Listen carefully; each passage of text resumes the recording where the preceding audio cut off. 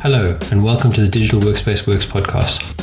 I'm Ryan Purvis, your host, supported by our producer Heather Bicknell.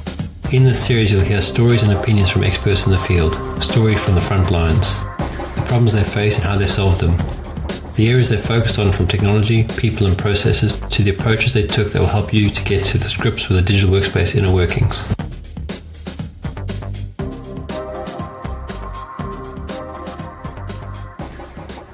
Welcome, Chris, to the Digital Workspace Works podcast. Do you want to give us an introduction and tell us a little bit about your company, Penfold?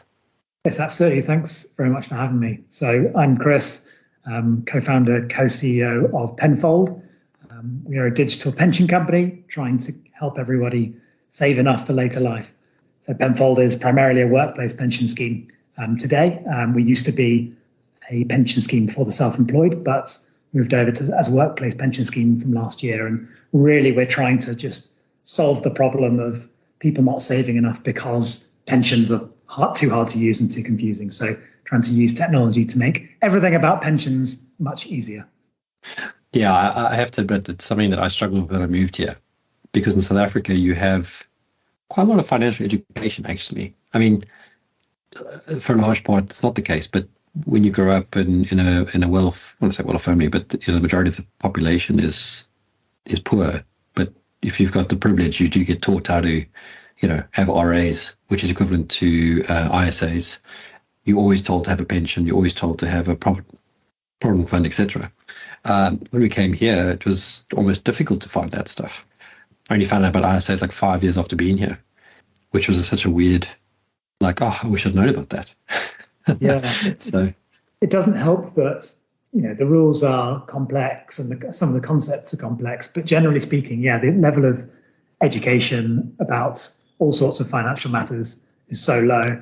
And the problem is with pensions specifically, 20, 30 years ago or beyond, when people stayed in one job for their careers, and those employers with defined benefit pension schemes provided them a level of income in retirement due to the fact that they had worked at that company a long time. Now the system's completely changed and individuals have to save in. It's just like a regular savings account with tax relief added to it. So it's down to the individual to make sure they're saving enough. But that was never really communicated to everyday people. You know what? No, the state pension is not going to be enough for you in later life. So big problem that the level of understanding is so low around pensions. Yeah, and I think that's the point. To a large extent, there was such of a point where the state pension went away, and for a lot of people, they'd never thought beyond that. They always kind of assumed that I think it was £150 a week at that point. Now it's like £190 a week is what they're going to get. And I mean, £190 for a lot of people, doesn't even cover the grocery bill, let alone all the other stuff they've got to pay for nowadays. I suppose we should probably mention, at least me, I'm not a financial advisor, and I'm not giving financial advice. I don't know if you are. No, we are not. So take everything as generic guidance. Be careful. Great. So tell me about your journey to setting up Penfold. Yeah, how did we end up setting up a pension company? I guess my history with pensions goes back to my first job when I did maths at uni, sort of quite like numbers, saw an illustration about compound interest when I was quite early in my career that was really, really powerful, that just sort of demonstrated the extreme power of starting to save as early as possible when it comes to your pension. And even an extra sort of 5 or 10 years as to when you start can end up doubling the amount that you have at retirement. So saw that and then became the annoying person that nagged all their friends about starting to save more into their pension. But the flip side of that was that myself, every pension platform that I used was super frustrating, and all my friends used. And what I would always hear back is that, I know I should save more, but it's such a nightmare to actually do it. So that was sort of the context. And then a guy that I worked with at Deloitte, which is where we both started our careers, had just set up the company pension scheme at his old company. This is Pete Hykin, my co-founder. And he found the process of setting up the pension super painful. And the fact that none of the staff paid any attention to it got us both talking about pensions and how, it's an enormous industry. Pretty much everybody needs to save into a pension to support themselves after work. And yet people are saving hardly anywhere near enough to be able to do that. And so, we kind of looked at that problem as there are two things going on here, and we've talked about one of them. One is people generally don't understand pensions, tax relief, compound interest, all these sort of big things, and the money shy. And then pension platforms are hard to use. There's so much friction. Whenever somebody wants to do something about a pension, it's painful, so it drops to the bottom of the to-do list.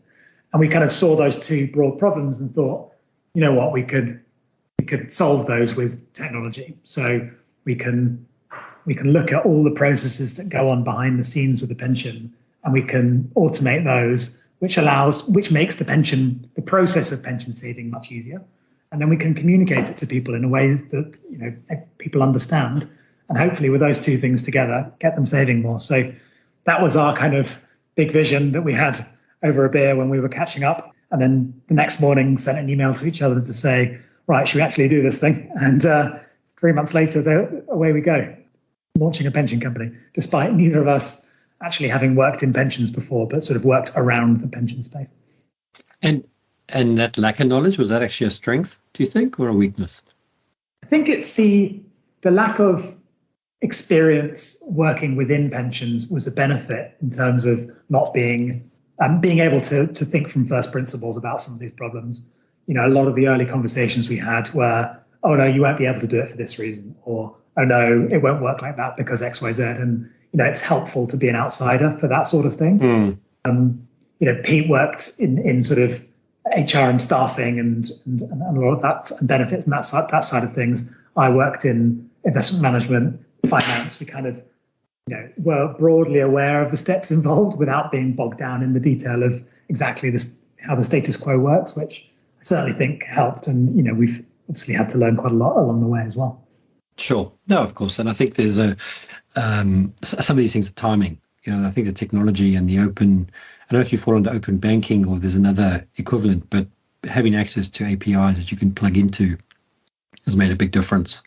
We use open finance or open banking to power some of how customers pay into the pension, to make it really easy to do that. But then some of the kind of more engaging features or parts of the experience where instead of a pension being a black box, your money's invested, we can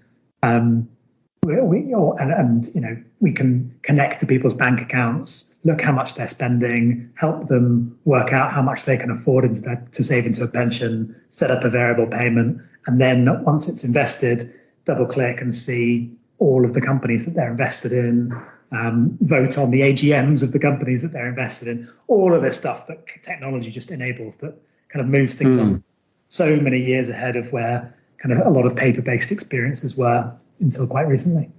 Yeah, and I think what you're talking about there is I mean, if I think about my experiences, and most of my stuff's with Vanguard, which was the one that I chose a couple of years ago because of one, fees, but also two, a level of, they had their funds, but they also had I could buy other stuff that I wanted, whereas a lot of the other providers wouldn't allow you to buy anything unless it was their stuff, and some people want that flexibility. And I'm not going to slate the Vanguard experience, but it leaves a lot to be wanting sometimes. And I think that's the sort of toss-up sometimes is you got to find one that's usable, that meets your objectives, and then also you can expand on it if you want to expand on it, which it sounds like you're doing. You allow that expand to that extra step to get involved in the actual investments themselves or with the companies. Yeah, I mean, the way we sort of looked at that whole thing is that there are platforms out there for people who know what they're doing, who know, which savings wrapper to go into, what they want their portfolio constructed from, and they're happy to put up with slightly painful kind of user experience to wade through and will persevere to execute those trades. And I'm not generally, and that's a small proportion of the population. It may be a small proportion that has quite high level of assets, so that's why a lot of platforms go after that corner of the market. But for us, the bigger prize was on helping the other 90% of the population that has very, very little financial literacy and doesn't want to pick and choose how they're investing their money. And really, it's all about making the savings experience, like opening an account, putting money into it, understanding what's going on, making that as simple as possible to make it less scary, to not put people off so that they save more. So, yeah, then the challenge, say, wanting to make things simple, but then make them engaging so that people come back to use them. So, you've got to balance those two things. But that's certainly been our approach over the years. Yeah, and I think trust is an important thing. Your customers are going to trust you to look at their bank account. I remember years ago a friend of mine saying, "Yeah, I'm using this service," and they come and look at your bank account and they do the rounding off whatever you spend, and then they put whatever that rounding is into a pot, and then that pot goes into their investment thing. And I was like, I don't want someone looking at my bank account. I really don't. And I think that level of trust now 5 years down the road, now I don't care because I've got so many apps that are looking at my bank account anyway, categorizing things and allocating things, so I don't have to do it because now it's a convenience thing. And I'm happy to have that. And to just have that little bit of money that's sliced up and put into a little pot. At the end of the month, you've got like $50, and then you're like, oh, that's, I wouldn't have had the $50 because I would just carry on spending. Now the $50 is allocated to go into a slush fund, let's say, and now you've got at the end of the year what that $600 put away in above to whatever else you're doing, which makes you feel good. And then, as you said, compound interest, if you understand all that stuff, if you can forget about that money, 5 years from now, 7 years from now, it's doubled. If you're getting your 7% return, which in most cases you will get, as I said, general advice, it's that's where it's palpable. And if you've got kids and stuff like that, the amount of people, sorry, I ramble a little bit, but, I chat to parents all the time, and the ones that aren't saving for university and that stuff already, and the kids are like 1, 2 years old, just don't understand it. If they don't start, that hill just gets higher and higher as the longer you wait. I'm gonna butcher this stat, but there's something. There's a chap called Robert Gardner who says that your money savings habits you fully develop by the age of 7 or something. So you need to that concept of putting something aside for future, really needs to be built in from an early age. But going back to what you're saying before around, yes, it's a few bucks here and there, but it's starting is the important thing, because as you say, it starts to build up, and then you realize, oh, hang on, I've managed to save a few $100. Well, I can do more, and then it sort of snowballs from there. For us, it's about getting those initial barriers to starting as low as possible. So we actually started at the moment. As I said, we're a workplace pension provider, and we speak to businesses with 50 to 500 staff and help them switch pension schemes. We started off life. We wanted to go direct to end customers to make sure that the actual savings experience for the end customer was as good as it could be before we took it to businesses. And we focused on the self-employed.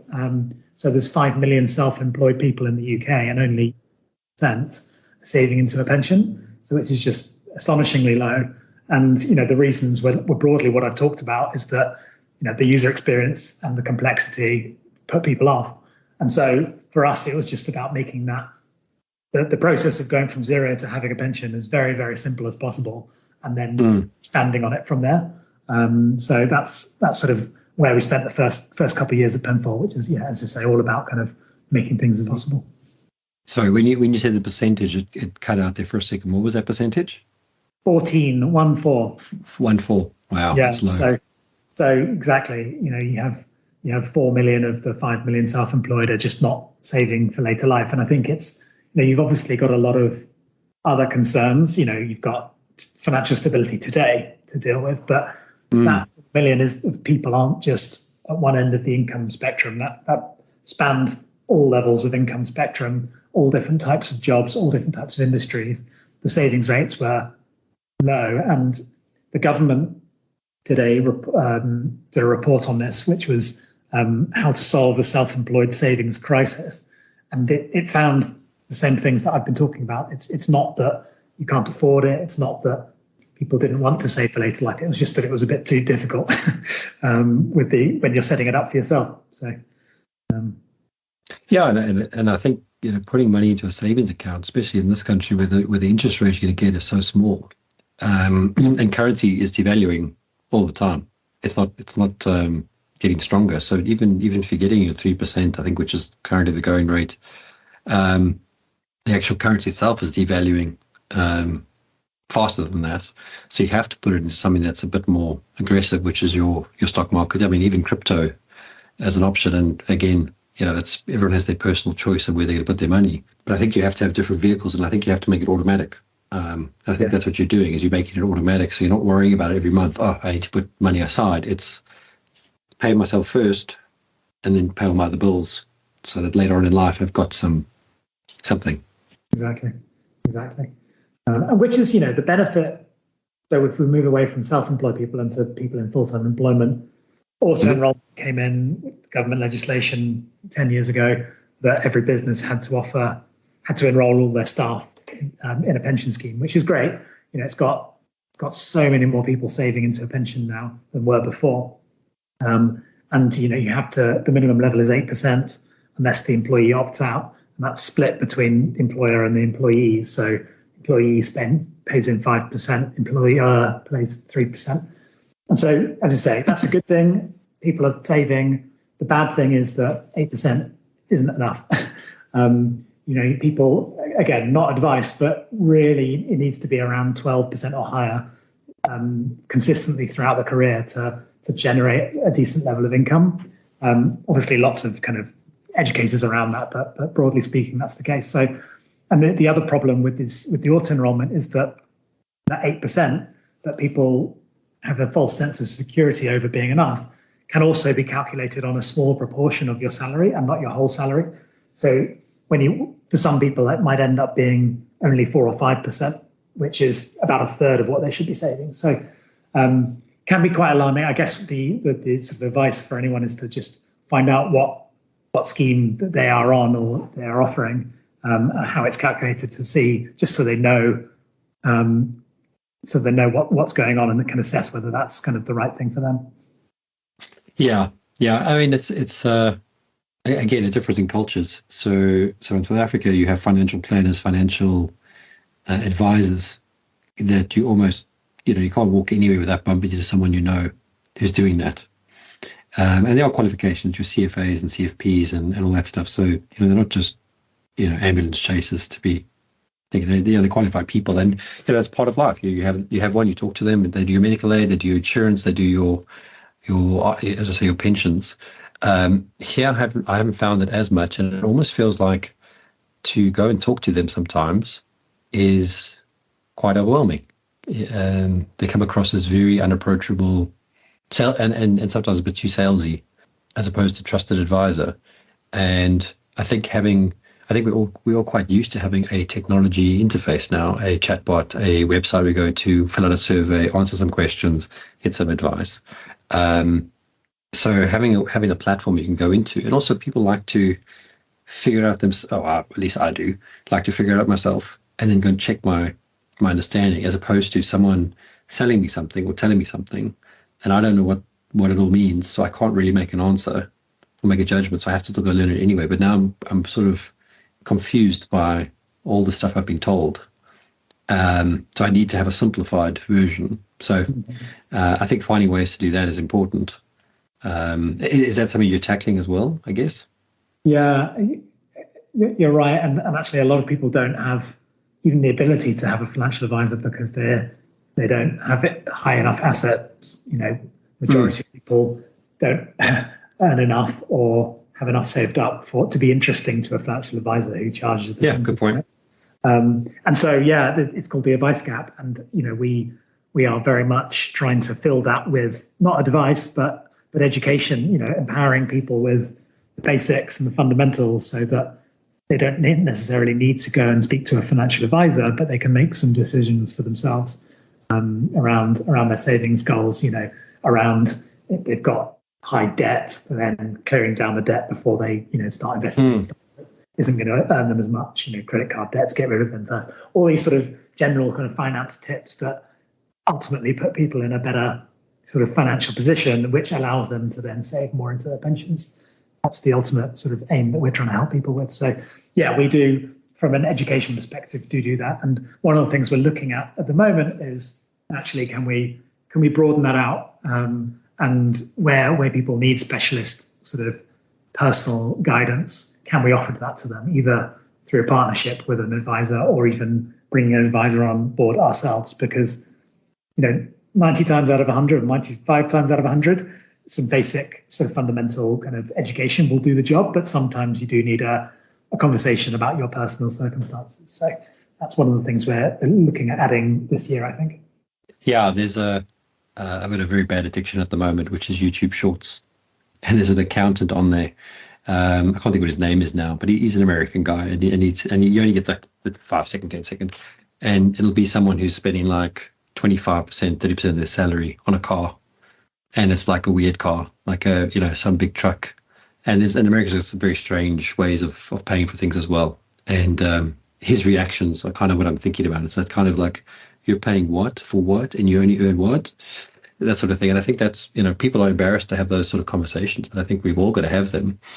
If you know who Ramatsetti is, he always talks about the truck, the amount of guys that have to own a truck, and in South Africa called a bakkie. And it's, it's an unnecessary vehicle for the most part, but it's an ego thing, status thing. And I think you've got the data, and this is where I think ties into not all of what you're doing, but I think this is where it's going in the sense of tying it all together. If you can start aggregating all the data together, and you can start seeing those patterns and those ratios are out of alignment. So, how much should you be spending on a house? How much should you be spending on a car? How much should you be putting away for savings? You've mentioned 12%. How much should you spend on a car, whatever that is? I forget the numbers, but people don't know about those things. So, like when I was growing up, you went and you earned a salary, you went and bought a car, and then you worked out your budget sort of afterwards. It gets you into trouble, and then you have to earn more money to pay off your mistake, and you get into that sort of laundry cycle of all this dirty washing until you get on the, someone helps you to figure it all out and get on the right path.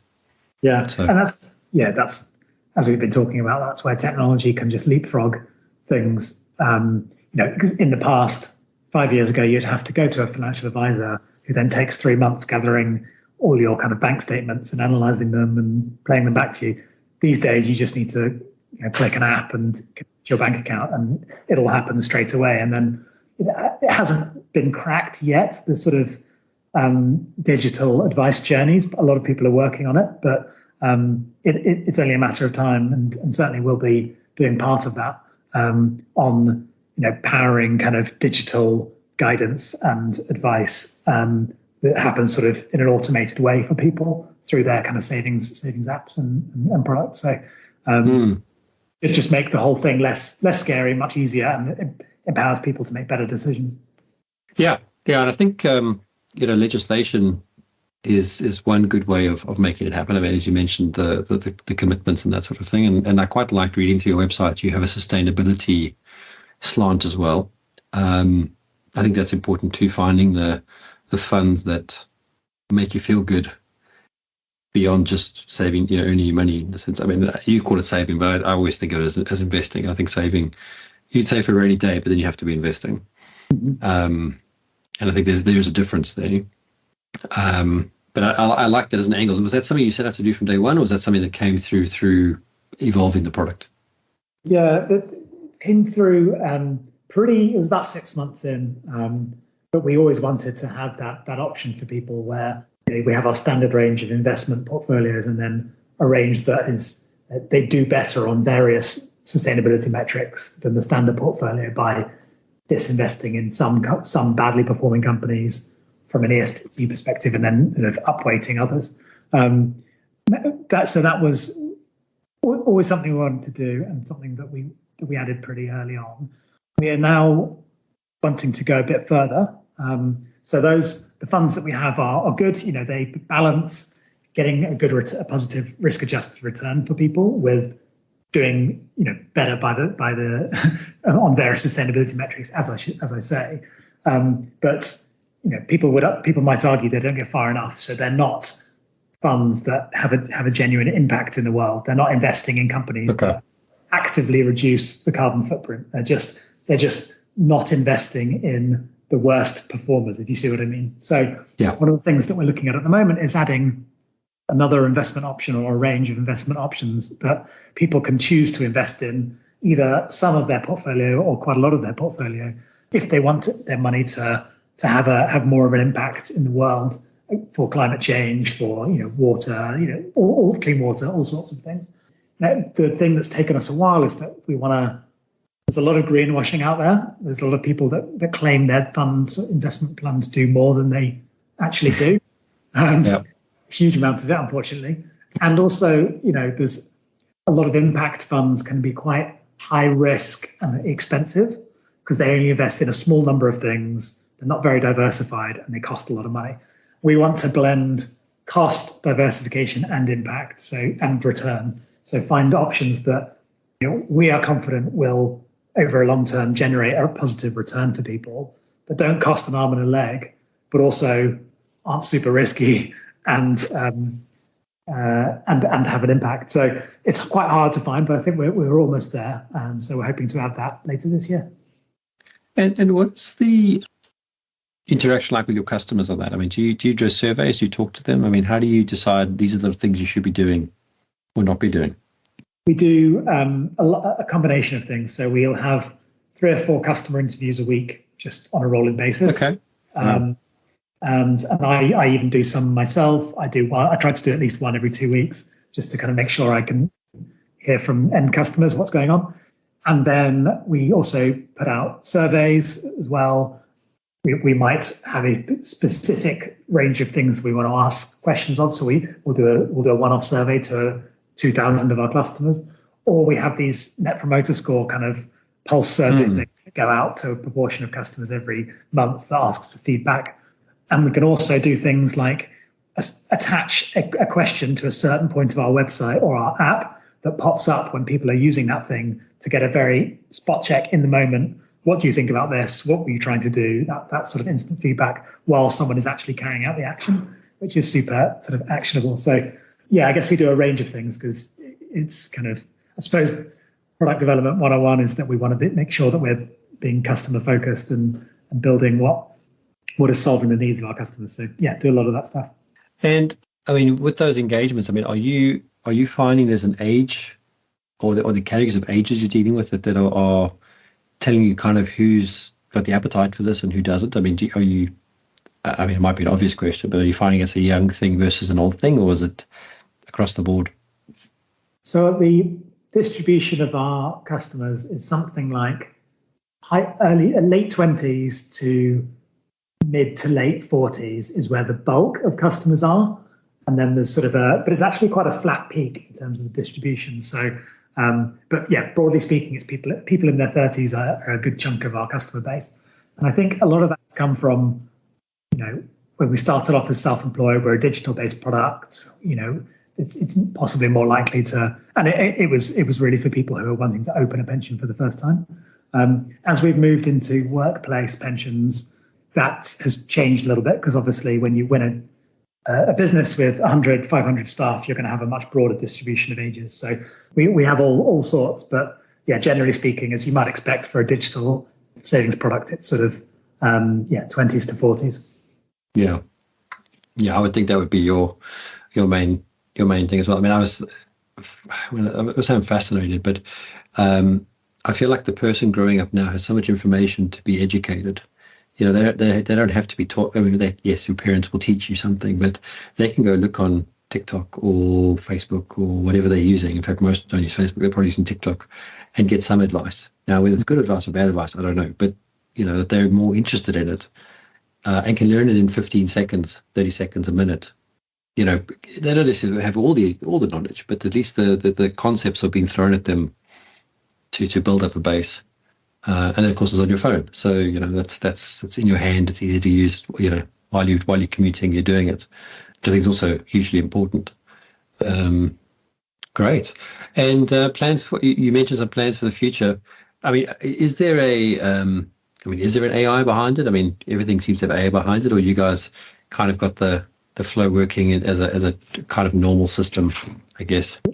We're building it. We've built AI into some of our customer support we've trained AI models on our FAQ base and all of the sort of stuff that customers might have to search around in our blogs to find information is now, if they go into the intercom, it's just there. Helping kind of deliver better customer support. One of the things that we're going to trial, we actually got a we've got a sort of a day, I guess we're calling it a hackathon day, but we've got a product team that's working on a prototype of using AI to sort of an AI guidance model within the app. So that someone to ask questions about savings and investments and answer sort of more general questions. So we're looking at that sort of AI enabled kind of guidance within the product, but that's probably the extent of it for the time being. And obviously, content generation is quite helpful, but you have to keep quite a close eye on the output at the moment. Yeah, I mean, everyone who's used ChatGPT will know that it'll spit out something that looks really good, really confident, but you have to have a bit of subject knowledge or whatever to call it out for being wrong. But it is about scaling as well. I think you need to be able to answer questions at all times of the night, and with the disclaimer that it's is what it is. But I think we need that. If you can train it on sources that you trust, then that's part of the problem solved. Yeah, and I think to a large extent this is a space that is fairly well known, but I think your point about education is the key, and it's being able to explain a complicated concept in a simple way. And even it might be as simple as saying, if you put a pound away a day for the next 365 days, this is what it is with compound interest versus just normal simple interest. And if you're doing it, we've seen your pattern that you go buy coffee at Cafe Nero every Friday. If you put $5 away instead of buying the cup of coffee, or buying an espresso machine with the capsules, this is what it could be for you, and you're going to have this much money at the end because that's what your trade-off is, your net is. Then it changes some behaviors as well. Exactly. What's your sort of user base now? I mean, I saw 200 million for your assets, but I mean, what sort of numbers have you got people using the product? So there's 34,000 people with savings pots, so with money in their account. 70,000 kind of users who are sort of partway through the process of setting up or using Penfold to track down their old pensions. So 44,000 who are fully set up, and that took us about 3 years, well, just over 2.5 years to get to that first 100 million of pension assets, and then I think it was 8 months to then double that to 200. So it's quite exciting now to see that kind of momentum starting to shift, where a lot of the customers that we brought on board in the early days are still with us and building up their pension pots and combining their old pensions with Penfold. But we've also brought on a load of new businesses and all of their staff over the last year. So we now have 400 employers using Penfold, and that's our main focus now on finding those new employers that are getting tired of the sort of older platforms that their staff never really engage with or log on to, which is quite prevalent in the workplace pension space, and helping them switch to kind of a more modern platform that helps their staff save more. Yeah, and that piece you mentioned there about sort of a consolidation or aggregation of your pensions. I mean, I find that, like, my wife has worked for multiple companies here, so we know she's got pensions in 2 or 3 other providers, and it's almost like a detective thing to go and find an old document or something like that to which provider was, what was the policy number, etc., etc. In South Africa, we built a system called Astute, and we have an ID number, and you just punch the ID number in. I mean, it's paid for service and secured and all that kind of stuff. But in simple terms, you put the ID number in, and you get back a report of every investment, every piece of insurance, every medical aid that you've ever had. So your financial planner, again, can go, okay, here's everything that's consolidated. It's very difficult to do that here so far, unless you guys are solving that problem too. But almost to just take your national insurance number, punch it in, get all those things, and then fill out the forms to move it all across, because that's the other piece. Then you got to print out a form, sign it, and send it back in to move it.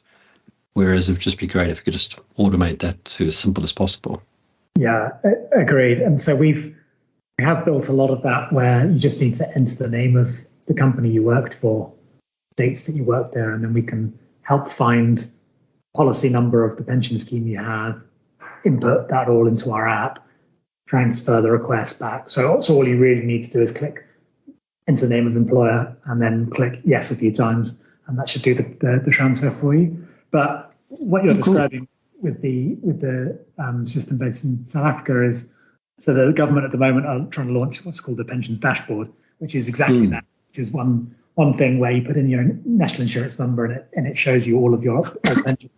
It keeps getting delayed and delayed and delayed, but in a couple of years, when hopefully that happens, that'll be great, because immediately solve this big lost pots problem where there's 28 billion pounds of lost pension pots out there because people lost track of their policy number. So then everyone will at least know where their pensions are, and then they can choose which provider they want it to be with out of choice, based on which one provides the best service and value for money. So, that'll ultimately be, the savings picture will be in a much better place when that dashboard is here. But in the meantime, we're replicating it a bit in our product. Yeah, look, I think you can only go so far to solve the problem for what it is, and I think you're going to rely on the government. I think also the way I've seen fees going, there's a lot more clarity around what a fee is to your pension provider, whereas they used to be a very hidden thing. It'd be nice to actually see them all in one line and say, okay, you could stay with Vanguard, or you can come to you guys, or whoever it is, knowing that your fee structure is what it is. And I think it's not necessarily a regulation thing, but I think it is about having it being an independent party that brings it together. As opposed, and the Astute is independent. It's paid for by all the big providers, but it's run as a separate entity, and I think that's important too. So you can trust that it's not got a bias one provider. So, no, great. I mean, it looks like a great product. But if I hadn't already moved everything, I probably would be moving here, to be honest. What is I mean, let's talk about a small business. You mentioned sort of 50 to 100. What about less than that? Sort of 0 to 50. Are they worth coming into this, or is it better they do their own thing? No, absolutely. So, we have those 400 clients we have range from 2 employees all the way to 2,000 employees. Okay. And so 50 to 500 is just where we're doing a lot of outreach at the moment. But we get a lot of inbound interest from businesses who either have just hired their first employee, or need to set up a pension scheme for the first time, or have 10 employees and have found dealing with Nest each month super painful. And so we help them switch. What we've just launched, or we're launching in the next few days, is this new platform that allows employers to to self-serve and to onboard themselves and to manage their pension contributions. So once that's live and that's working, as I say, that should be by the end of this month, that should be sort of ready to go. Any business should, from our website, be able to set up their pension very, very quickly with Penfold.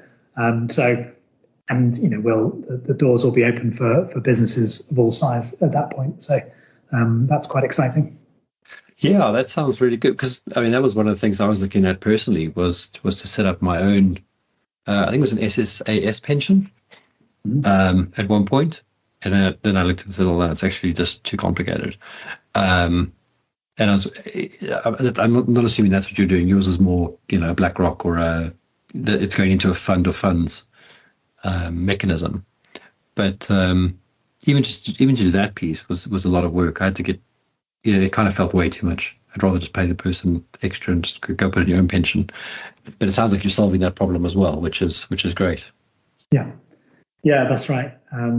It's just, and the problem is, a lot of these pension providers, because of the race to the bottom on fees, and the old legacy sort of technology on which they operate, which is outsourced. They outsource the administration to third parties, who outsource the technology to third parties, and they try to keep costs down, which means that there's very, very little kind of customer support because they can't business model. And we've sort of taken the opposite view, is that we want a value for money fee that means that we can provide a great service, which means we have someone on the end of the phone that can help people with their questions, help them get set up, which is all enabled by technology, of course, but it shouldn't be so difficult to set up a pension scheme for your company or ask a few questions about it. So that's kind of our ethos.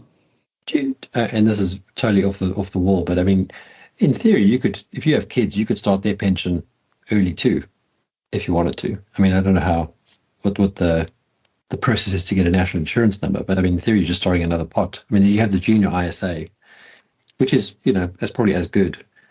But I was wondering if there wouldn't be a benefit to starting a pension really early, if it's different funds or not. I don't know what your thoughts are. It's just an off-the-cuff thought.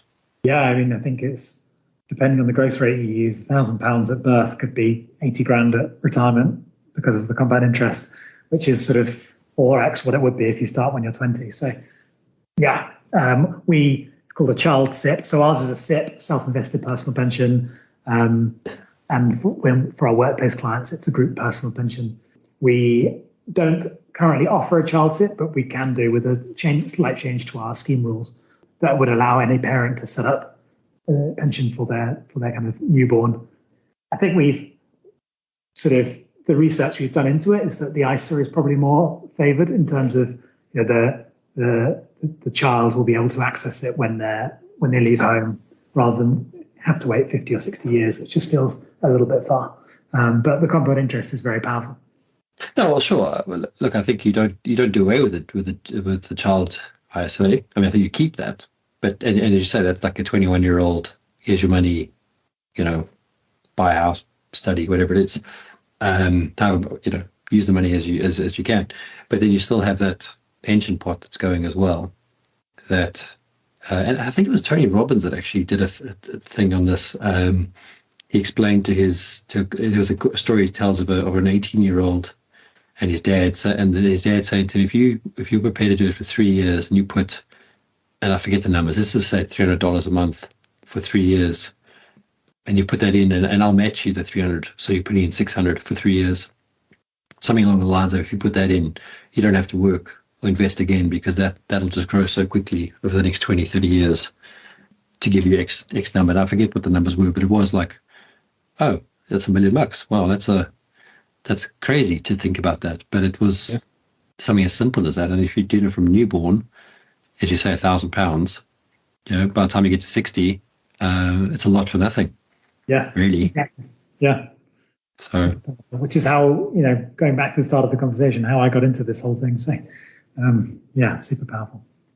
Yeah, you've heard the story of the chessboard, where yes, yeah, where the guy goes to the king and says, "I will solve your problem if you give me one piece of rice for every," and doubles per square on the chessboard. And the king laughs at him and doesn't realize that exponential growth basically wipes him out and his kids out forever, because it's just a bigger number. I think there'd be more grains of rice than there are atoms in the universe, or something. If you were something exactly like that. And Investec, who's got presence here in the UK and South Africa, that was one of their adverts, and it's always stuck with me. And I never understood it at the time, but as you get older, you sort of understand these things a little bit better. No, this is great. I'm looking at your platform. I think your website's great. I think it's very, very clear, which is good. Is there? Do you want people to get in contact with you directly? Do you want them to go to the website? I mean, what's the best way to take this forward if they're interested? Yeah, they could do one of two things. Go to our website, getpenfold.com, so GET penfold.com, and then you could either, if you're a business looking for a new pension scheme, you can get in touch with one of our sales team there, or just if you've got a question, feel free to reach me on LinkedIn. So if you search Chris Eastwood and Penfold in LinkedIn, I should come up. Happy to answer any questions there if you can't find the information on the website. Great. Thank you very, very much for sharing this, and I wish you all the best with this. It's an honourable initiative as well. And I'm interested to see as you release new stuff, what comes up, because I'll be keeping an eye. Perfect. Sounds good. Thanks very much for having me on the podcast. Pleasure. Thanks, Chris. Have a good day. Cheers. Bye. Thank you for listening to today's episode. Heather Bicknell is our producer and editor. Thank you, Heather, for your hard work on this episode. Please subscribe to the series and rate us on iTunes or the Google Play Store. Follow us on Twitter @the DWW Podcast. The show notes and transcripts will be available on the website www.digitalworkspace.works. Please also visit our website www.digitalworkspace.works and subscribe to our newsletter. And lastly, if you found this episode useful, please share with your friends or colleagues.